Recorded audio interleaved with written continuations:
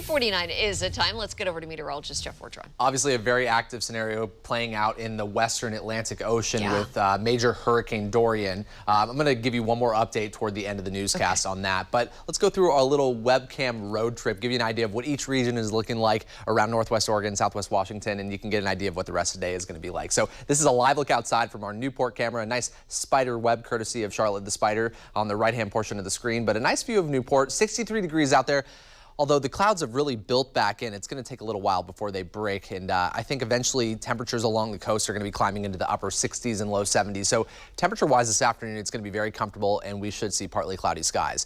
Here's a look at our Portland Shriners Hospital's camera. Kind of a nice view with some patchy cumulus clouds out there. Seeing a little bit more blue sky, especially along the west end of Portland versus the east end. But we're already at 68 degrees in Portland at the airport, and I think that temperature-wise we'll be in the upper 70s and low 80s by the late afternoon and early evening hours. And up on Mount Hood, the clouds have kind of moved over the top of the mountain, so we don't have the best view of those glaciers up there.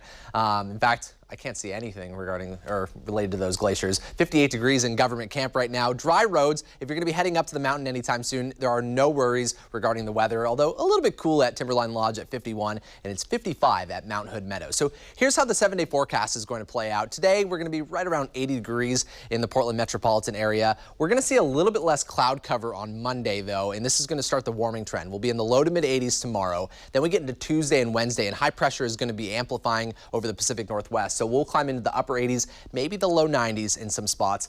Thursday, though, actually Wednesday night into Thursday, there's going to be a disturbance moving in from the Pacific, and what that could do is it could generate some scattered showers, maybe some isolated thunderstorms along the Cascades.